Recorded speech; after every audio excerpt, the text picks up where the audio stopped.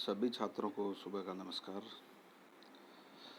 मैं आज आपको बीए पार्ट 3 के समाजशास्त्र विषय के द्वितीय प्रश्न पत्र में पढ़ाऊँगा प्रवास, माइग्रेशन। जो नगरीकरण वाला चैप्टर है यानी उप समाजशास्त्र का परिचय है, उसमें अपने एक चैप्टर है प्रवास, माइग्रेशन। माइग्रेशन क्या है? यानी कि एक स्थान से दूसरे स्थान की तरफ माइग्रेट करना, यानी कि वहाँ से जाना, वहाँ से बस जाना।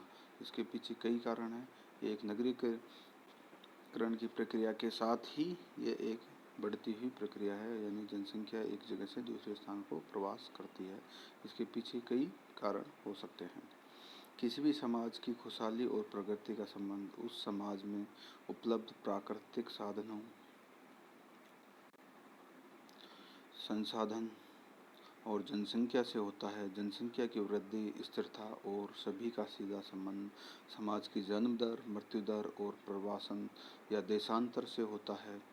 जब जन्म दर मृत्यु दर से अधिक होती है तो जनसंख्या में वृद्धि होती है। इसके विपरीत स्थिति में अर्थात जब मृत्यु दर जन्म दर से अधिक होती है तब जनसंख्या में कमी आती है। जब मृत्यु दर और जन्म दर बराबर होती है, जब जनसंख्या स्थिर होती है, अर्थात न बढ़ती है और न ही घटती है। इस प्रकार से देशांतर या प्रवासन की प्रक्रिया का सीधा संबंध जनसंख्या की वृद्धि, स्थिरता और कमी से होता है। देशांतर को यानी प्रवास के माइग्रेशन के दो प्रकार होते हैं, आप्रवासन और उत्प्रवासन। भारत में ग्रामीण जनसंख्या के नगर या अन्य स्थान की ओर उत्प्रवासन यानी अन्य स्थानों में जाकर बसना हो रहा है। इसके अनेक प्रभाव गांवों, कस्बों, नगरों एवं महानगरों में दिखाई दे रहे हैं। इन प्रभावों का सामाजिक और आर्थिक दृष्टिकोण से अध्ययन करना आवश्यक हो जाता है। इस अध्याय में हम ग्रामीण उत्प्रवासन के विभिन्न पक्षों के बारे में पढ़ेंगे। सर्वप्रथम देशांतर प्रवासन, आप्रवासन और उत्प्रवासन के अर्थ पर प्रकाश डाला को समझ लेते हैं हम। देशांतर यानी माइग्रेशन यह एक प्रक्रिया है जिसमें व्यक्ति या जनसंख्या राजनीतिक सीमा का स्थायी रूप से पलायन करके नवीन आवासीय क्षेत्र या समुदाय में चली जाती है। इस प्रकार दो होते हैं, आप्रवासन एवं उत्प्रवासन, जो इस प्रकार हैं। आप्रवासन आप्रवासन वह प्रक्रिया है इसमें अन्य स्थान से या बाहर से लोग या समूह आकर बस जाते हैं। जैसे गांव के लोग या जनसंख्या आकर नगरों में स्थायी रूप से बस जाती है। नगर के दृष्टिकोण से यह आप्रवासन की प्रक्रिया कहलाएगी। इस प्रक्रिया में से जनसंख्या वृद्धि होती है। इसके विपरीत प्रक्रिया में उत्प्रवासन कहलाता है, जो इस प्रकार है। उत्प्रवासन की प्रक्रिया में व्यक्ति या समूह अपना मूल स्थान, देश, नगर, ग्राम या मकान छोड़कर दूसरे स्थान, देश, नगर या ग्राम में जाकर स्थायी रूप से चले जाते हैं और वहाँ पर बस जाते हैं। इससे उस स्थान की जनसंख्या घट जाती है जहाँ से लोग उत्प्रवासन करते हैं, तथा वहाँ की जनसंख्या बढ़ जाती है जहाँ कर वे बसते हैं। यानी जिस जगह को व्यक्ति, समूह या परिवार छोड़कर जाता है उसे क्या कहते हैं? उत्प्रवासन। और जहाँ जाकर बस जाते हैं उसे आप्रवासन कहते हैं। आप्रवासन और उत्प्रवासन के जनसंख्या पर क्या क्या प्रभाव पड़ते हैं उसको हम समझ लेते हैं। जब आप्रवासन अधिक होता है और उत्प्रवासन कम अथवा नहीं के बराबर होता है तो जनसंख्या में वृद्धि होती है। यानी आने वाले लोग कम ज़्यादा हैं और वहाँ से जाने वाले कम हैं तो जनसंख्या में वृद्धि होती है। जैसे नगर में आप्रवासन के कारण लोग बाहर या गाँवों से आकर स्थायी रूप से नगर में बस जाते हैं और वहाँ के लोग ग्रामीणों में नहीं जाते, तो इससे गाँव, शहरों की जनसंख्या बढ़ती और गाँवों की जनसंख्या कम होती रहती है। जब उत्प्रवासन अधिक होता है अर्थात लोगों का पलायन अधिक होता है और आगमन कम होता है तो जनसंख्या घट जाती है। जैसे गाँव के लोगों का नगरों की ओर पलायन अधिक होता है और नगर से गाँवों की ओर पलायन कम होता है।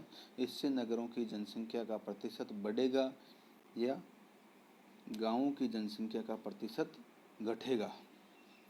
जब आप्रवासन बाहर के लोगों का आना और उत्प्रवासन बाहर लोगों का बाहर पलायन करना समान होता है, जब न तो जनसंख्या में वृद्धि होती है और न ही कमी होती है।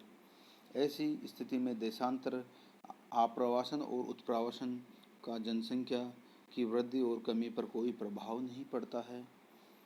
लेकिन भारत में गाँवों से ग्रामीणों का उत्प्रवासन, गाँवों से नगरों की ओर पलायन हो रहा है। इसलिए ग्रामीण जनसंख्या का प्रतिशत घट रहा है और नगरों की जनसंख्या का प्रतिशत बढ़ रहा है। इस प्रकार हम देख सकते हैं कि भारत में ग्रामीण उत्प्रवासन पाया जाता है। भारत में ग्रामीण उत्प्रवासन, rural emigration of India in India, migration. Bharat एक कृषि प्रधान देश है। यहाँ पर अधिकांश लोग गाँवों में निवास करते हैं। उत्प्रवासन की गति बढ़ रही है। भारतीय जनसंख्या के आकार, गठन और स्थानीय वितरण एवं उसमें जन्म, मृत्यु तथा क्षेत्रीय गतिशीलता एवं सामाजिक गतिशीलता का सांख्यिकीय गणितीय क्रमबद्ध व्यवस्थित अध्ययन किया जाए तो पता लगेगा कि किस प्रकार से जनसंख्या गाँवों से शहरों की ओर बढ़ रही है।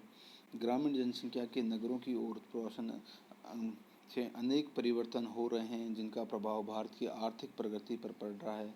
वर्तमान में बेरोजगारी, गरीबी, शिक्षा, आवास की समस्या, सामाजिक सुरक्षा, स्वास्थ्य सेवा, औद्योगिक उत्पादन, राष्ट्रीय एवं स्थानीय मार्ग निर्माण, मनोरंजन आदि क्षेत्रों में योजना नियोजन में उत्प्रवासन की प्रक्रिया का उचित ज्ञान होना आवश्यक है।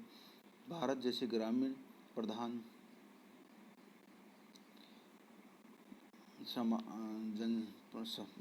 समाज की उन्नति और विकास के कार्यक्रमों के निर्माण और क्रियान्वयन के लिए ग्रामीण एवं नगरीय जनसंख्या के अनुपात एवं उत्प्रवास की दिशा और दशा का ज्ञान होना अति आवश्यक है। यहाँ पर मुख्यतः भारत में नगरों के उत्प्रवासन प्रमुख पक्षों में भारत में उत्प्रवासन यानी कि गाँवों से शहरों की तरफ अधिक जनसंख्या बढ़ रही है।